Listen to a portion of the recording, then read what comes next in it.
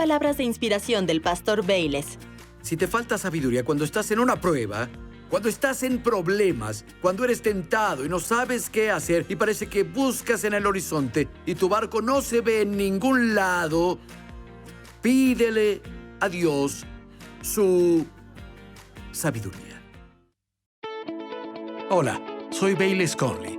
En la vida todos enfrentamos incertidumbre, ya sean problemas financieros, valles relacionales, una crisis de salud, o solo intentamos descubrir nuestro propósito. Una cosa es segura: Dios te ve, Él te ama, y no importa lo que estés enfrentando, Él tiene las respuestas. Bueno, abran sus Biblias, por favor, en Santiago, capítulo 1. Vamos a hablar de obstáculos. Verso 1. Santiago, siervo de Dios y del Señor Jesucristo, a las 12 tribus que están dispersas. Hermanos míos, tengan por sumo gozo cuando se hallen en diversas pruebas. Y noten que dijo cuando se hallen en diversas pruebas, no si se hallan en diversas pruebas. Pruebas, aquí la palabra griega significa problemas, tentaciones, pruebas. Dijo, tengan por sumo gozo, hagan una fiesta cuando se metan en problemas. Tengan por gozo cuando pasen una prueba, tengan sumo gozo cuando sean atacados con tentaciones y problemas por todos lados. De hecho, esa frase, cuando se hallen, en el lenguaje original dice literalmente caer en algo que siempre está a tu alrededor. Pasará cuando caigas, ten por sumo gozo. Ahora, verso 3, sabiendo, y repito, sabiendo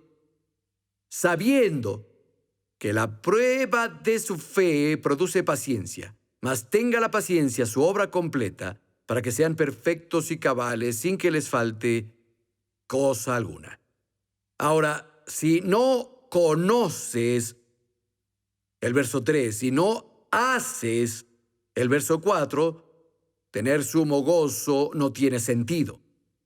Teniendo por sumo gozo, sabiendo, y luego les dice lo que necesitan saber, y luego haciendo, y les dice lo que necesitan hacer. Tiene todo sentido cuando sabemos y cuando hacemos, pero no tiene sentido si no. Escuchen estos mismos versos 3 y 4 de otra traducción. Dice, porque saben que cuando la fe es probada, la circunstancia puede desarrollarse. Así que dejen que crezca. Pues una vez que su constancia se haya desarrollado plenamente, serán perfectos y completos y no les faltará nada. Al tener sumo gozo y no perder la confianza, tanto una obra interna como externa se hace por nosotros. La obra interna, creo que las personas la entienden, es obvia. La paciencia se desarrolla. La fuerza se desarrolla. La mayordomía se desarrolla, la resistencia, el carácter, todas estas cosas se desarrollan. Nuestra habilidad crece cuando se trata de animar a otros que sufren o tienen una mala racha. Cuando ya pasaste por eso y aguantaste la prueba y descubres que Dios es fiel, cuando ves a alguien más que está así, de pronto hay una capacidad de levantarlos, animar su corazón. Así que hay algunas cosas internas maravillosas que se pueden trabajar cuando pasas por problemas. Pero también está la obra externa. Noten el verso 3, dice, la prueba de su fe. Nuestra fe está bajo fuego. La fe es la mano que alcanza y recibe lo que Dios nos ofrece gratis a través de su gracia, ya sea la salvación o cualquier otra cosa que Dios nos da. Todo viene por su gracia. La fe es la mano que se estira para recibir lo que Dios ofrece por gracia. La gracia es el recipiente de todo lo que necesitamos en esta vida y todo lo que necesitamos en nuestro andar con Cristo. Y la fe es la mano que sujeta eso. Consideren Marcos capítulo 5. Tenemos la historia de la mujer que estuvo enferma por 12 años. Algo que la gracia de Dios a través de Jesús provee es sanidad y salud. Ella fue hecha perfecta y completa. Ya no le hacía falta salud. ¿Cómo pasó? Jesús la miró y dijo, hija, tu fe te ha sanado. En Hebreos capítulo 11, verso 7, dice que Noé experimentó el rescate y salvación de su familia a través de la fe. Sara pasó de ser estéril a poder concebir a través de la fe. Hebreos 11, verso 11. Los enemigos fueron vencidos, las barreras se rompieron, las necesidades materiales fueron provistas a través de la fe. Incluso una relación con Dios se profundiza y expande a través de la fe, porque las Escrituras dicen en Hebreos 11 y 5 que por fe Enoc anduvo con Dios. Quiero que me escuchen. En cada área hay escasez diferente. Puede ser falta de salud, falta de recursos, falta de paz, falta de entendimiento en esta relación con Dios, la presencia de Dios. Hay un área en la que tengo una gran capacidad de crecimiento en mi relación con Dios. Puede haber escasez de buenas relaciones familiares. Hay algo que falta. Y la fe, en cada uno de esos casos, en Hebreos 11, obtuvo el acceso a la gracia de Dios para cubrir la escasez. Y el lado individual, ellos conservaron la fe hasta que la respuesta llegó. Y la respuesta, al menos en parte, o la idea en parte, es no renunciar. No renuncien. Sean pacientes, dejen que la resistencia esté completa y perfecta, para que puedan ser perfectos y completos y no necesiten nada. Por dentro sí. No quiero que me falte carácter, no quiero que me falte disciplina, no quiero que me falte paciencia, no quiero que me falten todas estas cosas para que pueda ser perfecto e íntegro, y no quiero nada por dentro, pero por fuera. Confío en Dios para estas cosas, y si su gracia lo provee, si no renuncio, puede llevarme a ese lugar donde no me hace falta nada. ¿Cuántos me están entendiendo? Ahora, si tu mano representa la fe que alcanza y recibe lo que Dios provee con su gracia, entonces tu brazo representa la resistencia o tu paciencia.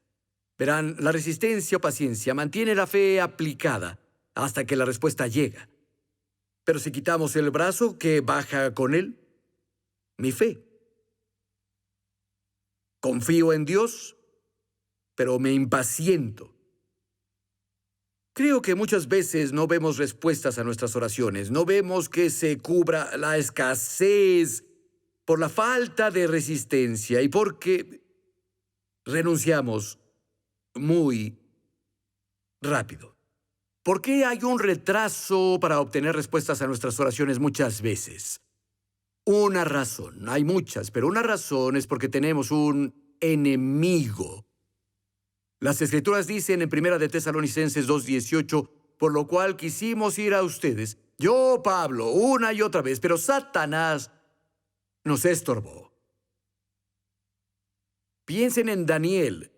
Él había leído algo en las Escrituras sobre el Mesías que sería quitado. En su corazón buscó a Dios y comenzó a pedirle una respuesta. 21 días después, un ángel se presentó con la respuesta y dijo: Daniel, eres muy favorecido con Dios desde el primer día que te dispusiste a buscar a Dios. Me envió con la respuesta.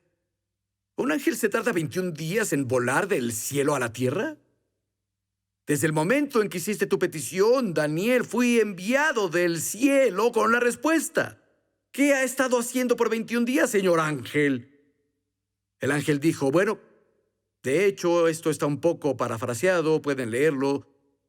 Dice: enfrenté la resistencia de las fuerzas de la oscuridad y me estorbaron. Y Dios tuvo que despachar a Miguel, un ángel guerrero, para abrir camino y que pudiera llegar hasta aquí con la respuesta. Hubo una guerra espiritual sucediendo en la que Daniel no sabía nada. ¿Qué tal si renuncia el día 20? ¿Qué tal si renuncia el día 16? Es una estupidez. Nada pasa, nada cambia, no escucho nada, no estoy viendo nada.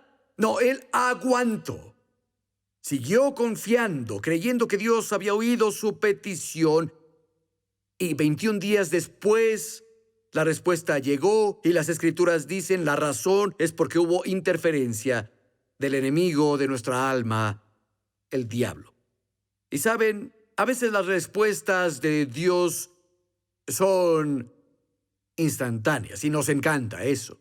Me gusta cuando Dios actúa rápido.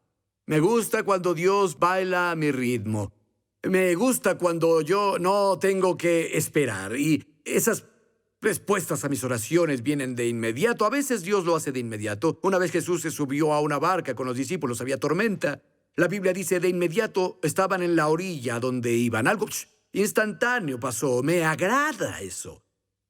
Pero también leemos en el libro de Hechos, Pablo estaba en esa gran tormenta con muchas personas en un barco y no vieron la luz del sol, las estrellas y la luna por muchos días. De hecho, semana tras semana, eran movidos como un corcho por un tifón.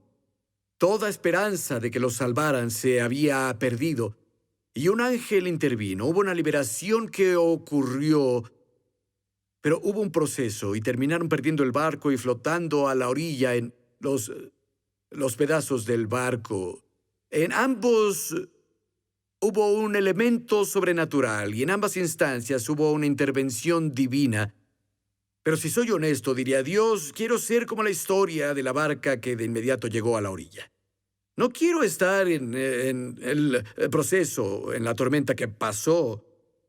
Algunos de ustedes han experimentado estar en la orilla de inmediato y otros son como el corcho rebotando en la tormenta. Y hay un proceso con ustedes, pero escuchen, nuestro Dios es fiel. A pesar de si les toca rápido o un proceso, van a estar bien. Él es fiel a ustedes. Él es fiel. Pero necesitamos mantener nuestra fe, y ese es mi punto. Necesitamos mantener la fe aplicada. Dejar que la paciencia tenga su obra perfecta, es decir, dejar que madure. Sé paciente, mantén tu fe aplicada hasta que la obra interna esté hecha, lo que Dios quiere hacer, hasta que la obra externa pase también, porque la mayor parte del tiempo nuestro Dios es un Dios de proceso, no menos milagroso, solo no pasa tan rápido como nos gustaría. Y sé que algunas personas dirán, pastor, he soportado y soportado y soportado y soportado y soportado, ya sea que parezca que Dios no me escuchó o no me está oyendo, o tal vez me hace falta algo. Tal vez ese es el caso. La cosa que te falta es sabiduría. Vayan conmigo al siguiente verso, el verso 5. Si alguno tiene falta de sabiduría, pídala a Dios, el cual da a todos abundantemente y sin reproche, y le será dada. Pero pida con fe, no dudando, porque el que duda es como la onda del mar que es arrastrada por el viento. No piense, pues, quien tal haga que recibirá cosa alguna del Señor. El hombre del doble ánimo es inconstante en todos sus caminos. En el contexto de estar en medio de pruebas, donde tienes que ejercer la fe y la paciencia, donde pacientemente resistes y continúas confiando, cuando no parece que las cosas cambien, en ese contexto, dice, si te falta sabiduría, pídela a Dios, y Él te dirá lo que necesitas saber. ¿No sabes qué hacer? Dios te dirá. Pero dice que tienes que pedírselo en fe, debes tener confianza. Dios, dijiste que harías esto, creo que me oíste y voy a agradecerte. Todavía no veo esa salida, pero creo que oíste mi oración y te agradezco. Gracias, gracias. Pide con fe, no vacilante, y te darán abundantemente. Y Dios no se parará y dirá, no puedo creer que no sepas esto. ¿Cuánto tiempo has ido a la iglesia? ¿Cuánto tiempo has leído la Biblia? Él no hará ningún reproche. Y a veces la sabiduría, ¿qué dicen las Escrituras que es el principal ingrediente faltante? La fe no es lo principal, la sabiduría es lo principal. Al ejercitar la fe y la paciencia, a veces necesitamos pedirle a Dios por sabiduría. Y Dios nos mostrará qué hacer por su Espíritu en su palabra. De hecho, vayan más adelante en el capítulo, los versos 22 al 25. Sean hacedores de la palabra, no solo oidores, engañándose solos, porque si alguno es oidor de la palabra, pero no la hace, es como el hombre que observa su rostro natural en un espejo, porque él se observa y se va y luego olvida cómo era. Pero el que observa la perfecta ley de la libertad y persevera en ella, no siendo oidor olvidadizo, sino hacedor de la obra, éste será bienaventurado en lo que hace. Ya le pedí sabiduría a Dios, necesito oír en oración estando de rodillas y necesito buscarla en la palabra, porque Dios me hablará en la palabra y cuando Él me habla necesito hacerlo. Si te falta sabiduría cuando estás en una prueba, cuando estás en problemas, cuando eres tentado y no sabes qué hacer y parece que buscas en el horizonte y tu barco no se ve en ningún lado, pídele a Dios su sabiduría. Algunos escuchen, es lo que deben hacer antes de acostarse esta noche. Dios les responderá, Él les mostrará lo que necesitan hacer. Y si hacen lo que Él dice, su problema se resolverá, ya sea que lo entiendan o no. Jesús dijo, mis ovejas oyen mi voz y me siguen. Escuchan y obedecen. Y creo que eso encapsula la totalidad de nuestra responsabilidad como creyentes. Escuchar y obedecer. Pero pastor, tengo problemas maritales. Muy bien. Escucha y sigue. Pero tengo problemas financieros. Tengo la respuesta. Escucha y obedece. Pero no sé, mis hijos me están volviendo loco. Escucha y obedece. Mis ovejas oyen y me siguen.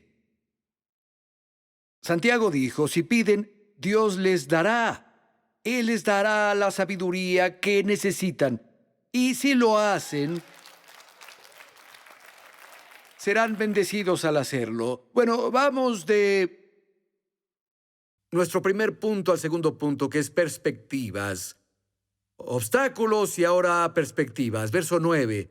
El hermano humilde, gloríese en su exaltación, pero el que es rico en su humillación, porque como la flor de la hierba, él pasará, porque cuando sale el sol con calor abrasador, la hierba se seca, su flor se cae y perece su hermosa apariencia.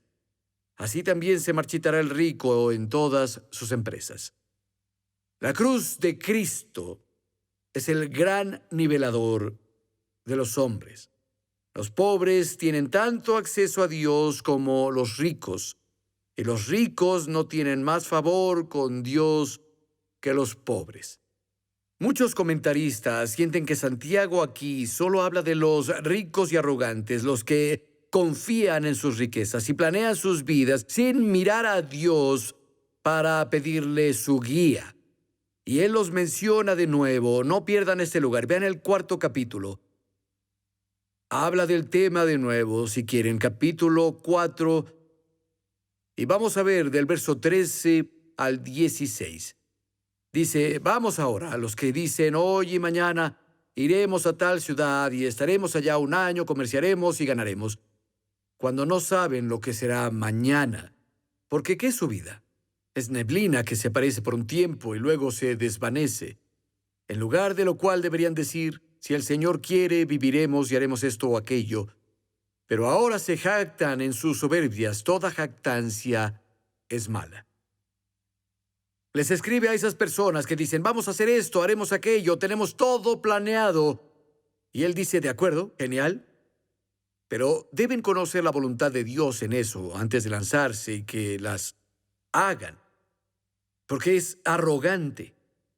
De otra forma, es el mismo tema del que está hablando en el primer capítulo, y el hecho es que la vida es corta para todos, ricos y pobres o en medio. El capítulo 4 dice, la vida es neblina, aparece por corto tiempo y se desvanece. En el capítulo 1 dice que es como una flor en el campo, está ahí, el sol se levanta y con el calor la flor se marchita. La vida es corta. Verso 12. Bienaventurado el varón que soporta la tentación, porque cuando haya aprobado, recibirá la corona de vida que Dios ha prometido a los que le aman. Esa corona de vida es un emblema de victoria, que seguro tiene aplicación para esta vida, pero su principal significado tiene que ver con la vida que viene. Creo que necesitamos pensar más sobre las cosas eternas y la brevedad de la vida. Y llegamos al tercer punto, y son los perpetradores. Las personas que hacen cosas malas. El verso 13.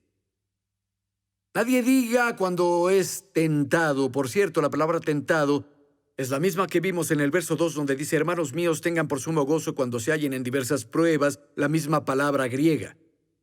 Cuando sean tentados, cuando estén en problemas, cuando estén en medio de una prueba, ¿sí? El tema no ha cambiado aquí. No, verso 13, nadie diga cuando es tentado, estará en problemas o en medio de una prueba, que es tentado por Dios. Porque Dios no puede ser tentado por el mal, ni Él tienta a nadie, sino que cada uno es tentado cuando de su propia concupiscencia es atraído y seducido. Entonces la concupiscencia ha concebido, da a luz el pecado, y el pecado siendo consumado da luz a la muerte. Dios claramente en las Escrituras prueba a su pueblo. Las Escrituras dicen el Señor prueba el corazón. Pero está claro aquí que Dios no nos prueba o nos trae problemas. Eso es malvado. Voy a ponerlo así. Dios nunca te tentará, ni Él te va a probar con algo por lo que Cristo murió para redimirte. Vaya, podrías ponerte un tatuaje de eso, solo digo. Dios nunca te tentará o te probará con nada por lo que Cristo murió para redimirte. Sí, Dios te dará instrucciones, obediencia, ya sea dar o con ir o amar. Y eso es posible que te lleve por lugares complicados, lugares difíciles de navegar, pero no te probará con cosas por las que Cristo murió para redimirte. El castigo de nuestra paz estuvo en Jesús a ser castigado. Por sus llagas somos sanados. Esas cosas hablan de redención. Jesús lo dejó claro en Juan 10:10, el ladrón viene a robar, matar y destruir. Yo vine para que tengan vida y la tengan en abundancia. Escúchenme. Solo porque Dios pueda usar algo, no significa que Él lo envió. Piensen en José. Sus hermanos se volvieron envidiosos y celosos de José, lo lanzaron a un pozo. ¿Dios los hizo envidiosos y celosos? No, los celos son un pecado. La Biblia dice que nadie diga que Dios es responsable por eso. Dios no tienta a nadie al mal. Cuando los hermanos lo vendieron en esclavitud y le contaron a su padre una mentira, le dijeron a Jacob, tu hijo está muerto. Ellos mojaron su manto en sangre de oveja y dijeron, un animal mató a tu hijo, está muerto, se fue para siempre. Rompieron el corazón de su padre. Y ellos lo dejaron vivir en la mentira por años y años y años. ¿Dios los tentó a mentir? No, la mentira es un pecado. La Biblia dice, nadie diga cuando es tentado que Dios lo hace. Dios no es tentado por el mal, ni Él tienta a nadie. Dios no lo hizo. Pero Dios seguro lo usó. Porque nada toma a Dios por sorpresa. Dios usó eso para llevar a José a Egipto. ¿Saben? Cuando trabajaba en la casa de Potifar, la esposa de Potifar intentó seducir a José. Intentó hacer que cometiera adulterio con ella. ¿Estaba Dios detrás de eso? No, las Escrituras son muy claras. No digan que fue Dios. Dios no tienta a nadie al mal. ¿El adulterio no es malo? Sí, lo es. Está mal, es pecado. Dios no está detrás de eso. Pero Dios lo usó. Ella mintió y José fue a dar a prisión, lo que lo conectó con el copero y el panadero, lo que finalmente lo conectó con Faraón, donde él interpretó sus sueños y se volvió el primer ministro de todo Egipto y termina salvando a su familia y al mundo conocido. Amigo, nuestro Dios es tan grande que incluso la ira de los hombres puede ser su alabanza, pero que Él lo use no significa que Él lo envíe. Y en verdad hay una diferencia importante que necesitamos entender. Los versos 14 y 15, una vez más, dice que una persona es tentada cuando lo atrae su propia lujuria o deseo y son seducidos. El deseo concibe, da a luz al pecado, el pecado consumado se vuelve muerte. Es el proceso que hay. Está la tentación, ser seducido, y la Biblia dice que el diablo es quien tienta. Pero mi carne, si no está aún redimida, si escucho eso y si peco, es como una semilla plantada en la tierra que germina, comienza a echar raíces. Si la dejo sola, crece hasta ser una planta o un árbol que dará fruto, y el fruto de ese árbol de pecado es muerte. Pero hay un proceso. Siempre pasa si no te encargas de él. Pienso en el rey David. Cometió adulterio con Betsabé. El adulterio es malo. Daña a muchas personas y muchas otras personas a quienes no esperaban lastimar cuando cometiste el adulterio. Pero no es un pecado imperdonable. No, no lo es. Puede ser lavado con la sangre del Cordero. David cometió adulterio, pero luego él siguió, hizo que mataran al esposo de Betsabé, y luego David vivió en comunión rota con Dios por un año. Nunca confesó su pecado por todo un año. Esa semilla germinó, las raíces bajaron, los brotes surgieron, el fruto salió, y finalmente llegó tan lejos que el profeta Natán dijo: escucha, David, vas a tener que comer el fruto de lo que pasó y no te gustará. Y le pasaron cosas terribles a David. Estoy convencido de que David pudo haber hecho algo y no habría llegado al punto de tener que comer todo este fruto amargo. Verán, Dios nos ha dado un regalo maravilloso de interrumpir el proceso del pecado de la muerte.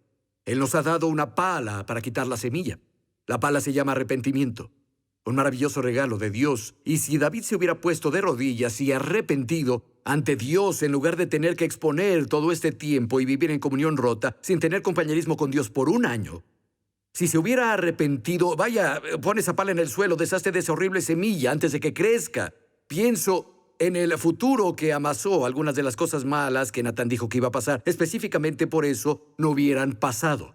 Gracias a Dios por su misericordia y por el arrepentimiento. No dejes que las ruedas lleguen tan lejos que no puedas parar el tren.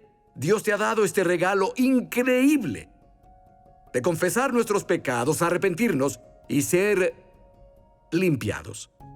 ¿No agradeces que Dios nos dé historias sin máscaras de personas en las Escrituras? Hablamos del rey David y sí, él se equivocó, pero seguía siendo la niña de los ojos de Dios, un hombre conforme al corazón de Dios. Porque incluso después de que se equivocó, al final se arrepintió con todo su corazón y con toda su alma. Y leemos en Salmo 51, esto es impresionante. Y como dije, el arrepentimiento en realidad es un don. La destrucción se dirigía a la ciudad de Nínive y Dios envió a Jonás, aunque Jonás no quería ir. Era un nacionalista judío y sabía que los asirios eran una amenaza más grande para Israel, entonces no quería ir, quería que fueran destruidos. Pero al final él obedeció a Dios para no estar en el estómago de un pez y predicó en Nínive, y ellos se arrepintieron desde el rey hasta el mendigo más pobre de la ciudad, y Dios cedió ante su arrepentimiento y quitó la semilla de la tierra a tiempo para que el juicio y la destrucción no llegara a ellos. Amigos, si necesitas arrepentirte, hazlo. Voy a orar por ti. Padre, te pido que bendigas a mi amigo y lo ayudes a volverse a ti con todo su corazón y toda su alma. Y te pido que lo bendigas en el nombre de Jesús. Y para los que son colaboradores nuestros, gracias, gracias, gracias, gracias. Oramos porque crezcas en sabiduría, fe y poder que nos llega cuando escuchamos y aplicamos las enseñanzas de Dios en nuestra vida diaria. Para más información e inspiración, entren a respuestasbc.com.